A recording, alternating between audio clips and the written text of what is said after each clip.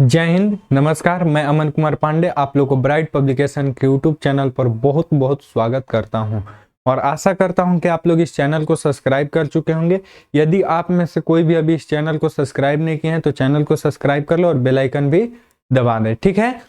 तो चलिए आइए हम लोग आते हैं क्लास 9 के एक्सरसाइज नंबर 1.3 को हम लोग आज सॉल्व करते हैं। तो ठीक है, चलिए क्वेश्चन नंबर 1 पर आते हैं। क्वेश्चन नंबर 1 बोल रहा है कि निम्नलिखित भिन्नों को दशमलव रूप में लिखिए और बताइए कि प्रत्येक का दशमलव प्रसार किस प्रकार है। इस प्रकार का है। देखिए दशमलव प्रसार हम लोग को जो भिन्न दिया हुआ है इसको लिखना है दशमलव प्रसार के रूप में, यानी भाग देना है और जितनी संख्या तक जाए इसका दशमलव प्रसार कैसा है, शांत है कि अशांत है। यदि शांत है तो शांत लिख दीजिए और अशांत है तो अशांत लिख दीजिए, ठीक है। शांत का मतलब है कि जो पॉइंट के बाद भी दशमलव के बाद भी संख्या कट के मतलब कि शांत रह जाए, अब उसके आगे नहीं बढ़े। और अशांत का अनावर्ती अशांति का मतलब होता है कि वो संख्या कटेगी लेकिन पॉइंट के बाद वो संख्या पूर्णतः नहीं कटेगी, रिपीट होते जाएंगे या बढ़ते जाएंगे, संख्या अनंत तक जा सकते हैं। तो वैसे संख्या को हम लोग अशांत लेते हैं, ठीक है। चलिए क्वेश्चन नंबर 1 है कि 36/10 36/10 कैसी संख्या है। 36/10 कैसी संख्या है, तो 36/10 यानी ये तो हम लोग आसानी से कर सकते हैं कि 0.36 आ जाएगा। 36/100, सॉरी 10 नहीं है 100 है, तो ये हम लोग आसानी से लिख सकते हैं क्या, शांत है, ठीक है ना, ये शांत है। और एक चीज और बताते हैं कि बाटा में 10 आ जाए, 100 आ जाए, 1000 आ जाए, 10,000 आ जाए, ठीक है, तो ये क्या हो जाएंगे, वो संख्या शांत हो जाएगी, ठीक है। तो ये दशमलव प्रसार शांत है। दूसरी क्वेश्चन है कि 1/11 कैसी संख्या है। तो आइए देखिए हम लोग कैसे सॉल्व करते हैं। देखिए कि 1/11 तो ये 11 है, ये 11 है ना, इसको भाग दीजिए 1 से, 1 में, तो ये देखिए पॉइंट लेंगे तो 0 हो जाएगा, तो एक पॉइंट देते हैं तो डबल 0 ले लेते हैं, यहाँ पर 9 तो 99 बार में, तो क्या बच गया 1। तो अब 1 होगा तो फिर अब 0 नहीं ले सकते क्योंकि एक पॉइंट दिए हैं तो 2 ही 0 ले सकते हैं, तो 2 0 हम ऊपर ले चुके हैं, तो एक 0 देकर यहाँ पर एक 0 लेंगे, ठीक है। चलिए तो यहाँ पर हो जाएगा फिर 9 99 फिर 1, मतलब कि ये रिपीट होते जा रहा है, ये रिपीट होते जा रहा है, ये कट नहीं रहा है। ये क्या होगा, अनवसानी आवर्ती हो जाएगा, ये क्या हो जाएगा, अशांत संख्या हो जाएगी, दूसरी संख्या, ठीक है। क्लियर है। चलिए आते हैं सेकंड, अब इसके आगे तीसरे क्वेश्चन पे।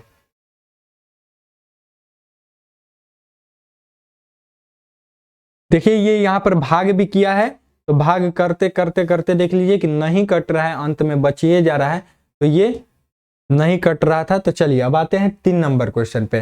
3 नंबर क्वेश्चन है कि 4.1/8 है, तो 4 पूर्णांक को तोड़िएगा तो इसको गुना करते हैं, तो 4 8 32 और इसको जोड़ देते हैं तो 32 प्लस 1 तो 33 हो जाएगा। 33/8, तो 33/8 है, तो इसको हम लोग भाग करके देखते हैं कि दशमलव शांत है या अशांत है, ठीक है। तो देखिए 33/8 है, तो 33 तो 8 करते हैं, तो 8 चौके 32, तो ये 1 बच जाएगा, घटा देंगे तो यहाँ पर फिर 0 आएगा, यहाँ पर पॉइंट देकर 0 ले लिया गया है, पॉइंट नहीं, आप देख लीजिए यहाँ पर 1 लिखे हैं, तो जब 1 बच गया तो यहाँ पर पॉइंट दिए तो 0 आ जाएगा, तो 1 एकम 8 तो 2 तो 0, फिर 2 बार में तो 16 4, फिर एक 0 ले सकते हैं, पॉइंट दिए तो 2 0 ले सकते हैं, तो 8 5 40 कट जाएगा 0, तो ये हम लोग लिख सकते हैं 4.125। तो 4.125 दशमलव क्या है, शांत दशमलव है, ये भाग करने पर आ रहा है, ठीक है। कभी भी आप क्या कीजिए कि भाग दीजिए, आप स्वयं कर सकते हैं,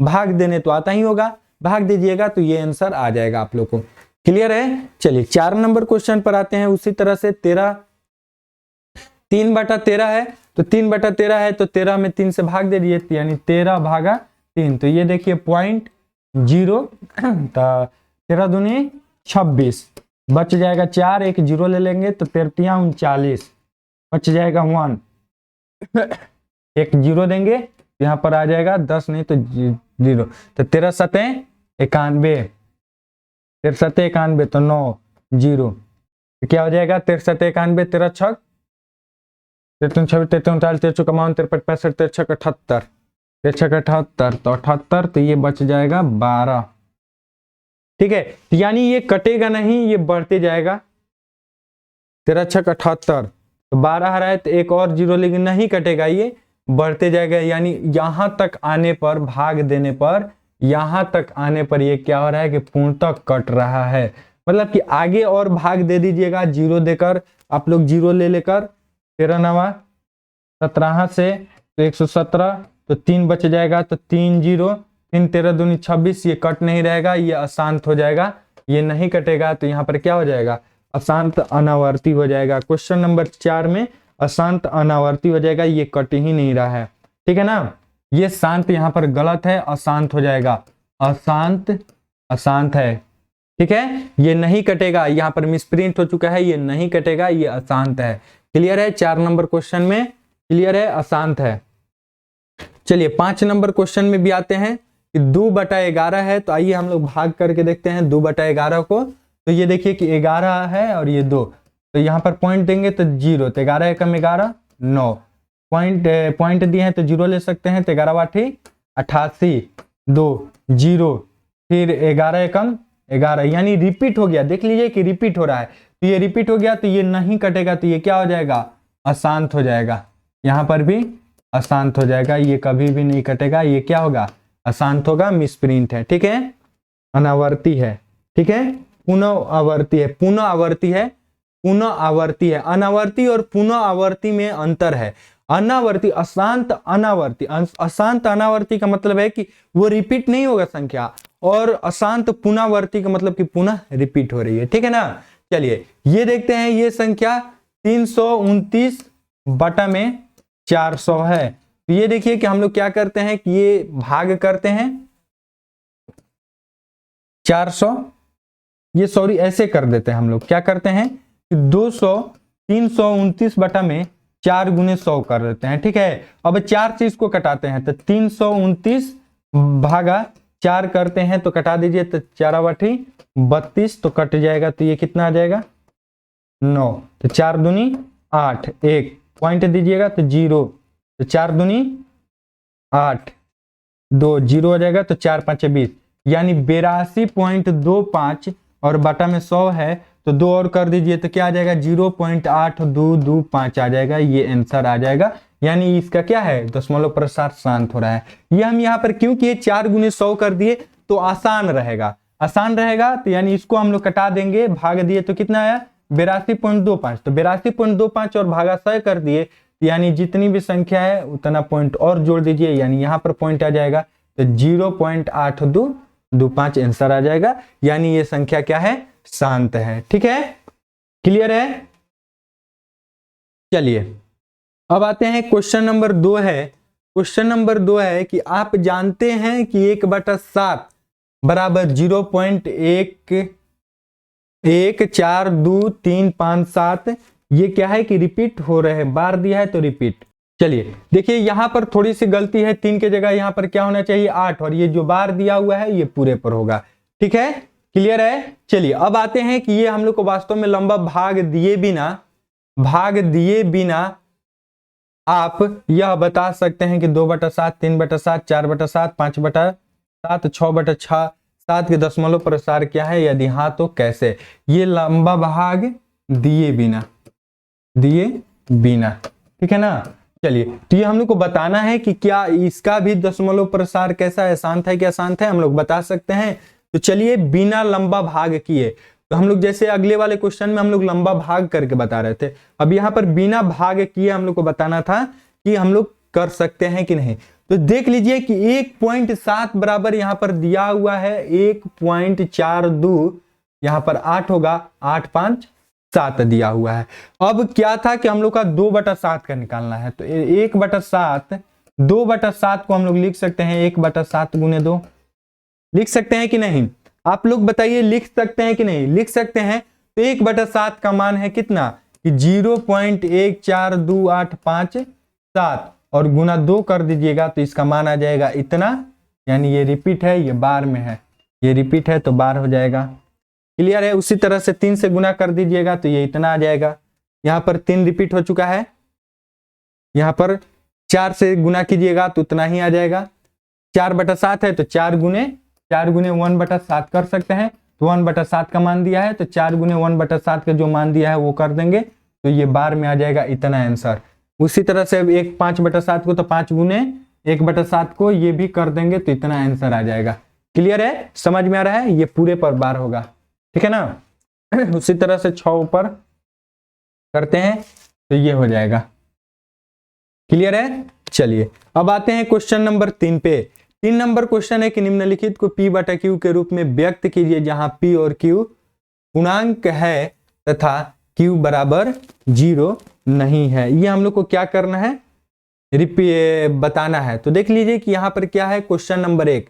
तो आइए क्वेश्चन नंबर 1 को हम लोग सॉल्व करते हैं। 1 नंबर क्वेश्चन है कि 0.6 के ऊपर बार है, तो 6 के ऊपर बार है कि मतलब कि 0.666 ये सब रिपीट हो रहा है, केवल 6, ठीक है ना। तो ये हम लोग लिख सकते हैं बार। तो यहाँ पर माना कि x बराबर 0. यहाँ पर 6 कर सकते हैं, 6 बार बराबर 1, तो दोनों तरफ 10 से गुना करने पर, दोनों तरफ 10 से गुना करने पर, जब दोनों तरफ 10 से गुना करेंगे तो ये हो जाएगा 10x बराबर 6.06, क्योंकि यहाँ पर 0.6 है, 6 है, तो गुना करेंगे 10 से, तो ये आ जाएगा कितना 6.66 आ जाएगा। समझ में आ गया, तो 6.666 आते जाएगा। ये समीकरण 2 है। अब क्या करते हैं कि समीकरण 1 ये मान लिए और समीकरण 2 ये मान लिए, तो अब दोनों समीकरण को घटाने पर, जब हम लोग दोनों समीकरण को घटाते हैं तो आइए देखिए क्या होता है कि यहाँ पर x 10x में से x गया तो 9x बच गया। अब यहाँ पर देख लीजिए, घटाकर बताते हैं कि यहाँ पर 10x माइनस x बराबर क्या है 6.666 माइनस 0.666, ये बढ़ते जाएगा, ठीक है। तो ये जब घटाइएगा तो 9x हो जाएगा और ये हो जाएगा 6.00 आ जाएगा, यानी 9x बराबर कितना आ जाएगा 6 आ जाएगा। क्लियर है, जब घटाएंगे तो ये देख लीजिए 6, तो ये तो घट जाएगा पॉइंट, और पॉइंट के पहले वाला तो रह जाएगा। तो x के बराबर निकाल लीजिए 6/9, ये कट जाएगा 3 दूनी 6 और 3 9, यानी 2/3। तो अतः 2/3 का P/Q यानी 64 के रूप में लिखा जा सकता है। क्लियर है, समझ में आ गया, समझ में आ गया।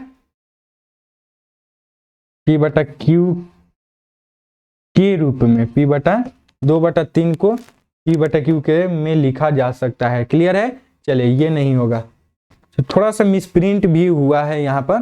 तो P/Q बराबर 2/3 एक परिमेय संख्या है, चूंकि किताब में आप लोग को सुधार करके दिया गया है, ठीक है। चलिए अब आते हैं सेकेंड नंबर क्वेश्चन पे। क्वेश्चन नंबर सेकेंड है कि 0.47, यानी केवल देख लीजिए कि 7 पर बार है, तो यहाँ पर क्या होगा 7 रिपीट होगा। ये समीकरण 1, माना कि x बराबर 0.4777 समीकरण है, तो दोनों तरफ 10 से गुना करने पर, तो 10x बराबर 4.777 ये हम लोग का आ रहा है आंसर, ठीक है। तो चलिए अब दोनों समीकरणों को घटाने पर, अब क्या करेंगे, दोनों समीकरण को घटाइए, तो 10x माइनस x बराबर में हो जाएगा 4.777, ये बढ़ते जाएगा और माइनस हो जाएगा 0.4777, तो ये हो जाएगा 9x और ये हो जाएगा 4.300, यानी 4.3 आ जाएगा।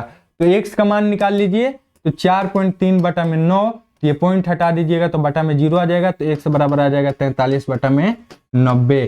43/90 को हम लोग P/Q के रूप में लिख दिए हैं, यानी परिमेय संख्या के रूप में लिख दिए हैं, ठीक है। चलिए यहाँ पर पॉइंट है, यहाँ पर पॉइंट हटा दिया गया, तो 43/90, ठीक है। तो चलिए आगे बढ़ते हैं, यहां तक समझ में आ गया। चलिए तीसरा नंबर क्वेश्चन है, क्वेश्चन नंबर 3 है। क्वेश्चन नंबर 3 है, यहां पर दिया हुआ है 0.001 सब पर बार है, ठीक है ना, सब पे बार दिया गया है, ये बार पूर्ण पर होगा, सब पर होगा। तो वही फॉर्मूला अपनाएंगे, वही रूल कि माना कि x बराबर इतना, समीकरण 1 0.010101 हम लोग लिखते जाएंगे, रिपीट हो जाएगा, बार का मतलब वही रिपीट हो जाएगा। 01 लिख दिए एक बार, फिर 01, फिर 101, फिर 01, फिर 01, रिपीट होते जाएगा। दोनों तरफ से हम लोग क्या किए, 1000 से गुना करने पर। ठीक है, दोनों तरफ हम लोग क्या किए कि 1000 से गुना करने पर। अब काफी बच्चे यहाँ पर कंफ्यूज होंगे कि सर पहले क्वेश्चन में 10 से गुना कर रहे थे और इसमें 1000 से गुना कर रहे हैं। तो हम बता रहे हैं कि पॉइंट के बाद, ध्यान दीजिएगा कि पॉइंट के बाद कितनी संख्या के बाद हम कोई नंबर प्राप्त कर सकते हैं। ठीक है, मतलब कितनी संख्या से गुना करेंगे कि हम ये नंबर प्राप्त कर सकते हैं। इसके पहले वाले क्वेश्चन थे 0.6 थे, तो देख लीजिए यदि हम 0.6 में 10 से गुना करते हैं तो ये हमको 6 प्राप्त हो जाता है, इसलिए हम 10 से गुना किए। यही 0.06 रहता तो हम 100 से गुना करते हैं।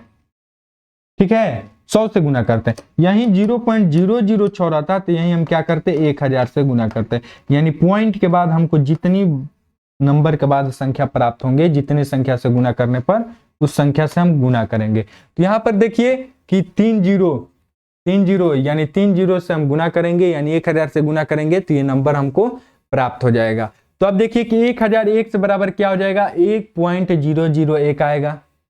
ठीक है ना, कि जब ये तो इतना पूरा आ जाएगा तो 001 तो ये बच ही नहीं जाएगा। ये इसको हम मान लिए समीकरण 2। अब दोनों समीकरणों को घटाने पर, दोनों समीकरण को घटाएंगे तो 99x बच जाएगा और बराबर में x बराबर हो जाएगा 1/999। तो अब 1/999 क्या है, ये एक परिमेय संख्या है। क्लियर है, समझ में आ गया। चलिए आते हैं नेक्स्ट क्वेश्चन नंबर 4 पे। क्वेश्चन नंबर 4 है कि 0.9999 यानी 9 का बार कर दीजिए तो p/q के रूप में व्यक्त कीजिए। क्या आप जानते हैं, क्या आप अपने उत्तर से आश्चर्यचकित हैं? अपने अध्यापक और कक्षा के सहयोगियों के साथ उत्तर की सार्थकता पर चर्चा कीजिए। तो आइए हम लोग देखते हैं कि 0.999 यानी रिपीट हो रहा है तो हम लोग लिख सकते हैं 0.9 का बार, इसको ये भी लिख सकते हैं। ठीक है ना। अब देखिए कि माना कि 1 से बराबर 0.999 क्या है, समीकरण 1 है। तो दोनों तरफ 10 से गुना करने पर अब समझ में आ गया कि कितने संख्याओं से गुना करना है। यहाँ पर 10 से क्यों गुना किया गया है, समझ में आ गया। इसके पहले वाले क्वेश्चन पर हम बताए थे कि ये ऐसे ही गुना करेंगे कि ये क्या आ जाए, पॉइंट के इधर आ जाए। तो क्या है, 10 से गुना करने पर तो 10x बराबर 9.999 आ जाएगा। अब दोनों समीकरण को घटा दीजिए तो क्या हो जाएगा, 10 में से 1 गया 9x और ये बच जाएगा 9, तो x बराबर क्या आ जाएगा 1। तो अतः p/q के रूप में लिख सकते हैं, 1 को 1/1 के रूप में लिख सकते हैं, p/q के रूप में। अब आते हैं क्वेश्चन नंबर 5 पे। क्वेश्चन नंबर 5 है कि 1/17 के दशमलव प्रसार के अंकों के पुनरावृत्ति खंड में अंकों की अधिकतम संख्या क्या हो सकती है। अपने उत्तर की जांच के लिए विभाजन क्रिया कीजिए। हमको क्या करना है, विभाजन क्रिया करना है। यहां पर देख लीजिए कि हम क्या करेंगे, भाग विधि करेंगे। अधिक संख्या 16 आ रही है, 16 बार में यहां पर भाग किया गया है, यहां पर थोड़ा सा मिसप्रिंट किया गया है, 17 होगा यहां पर।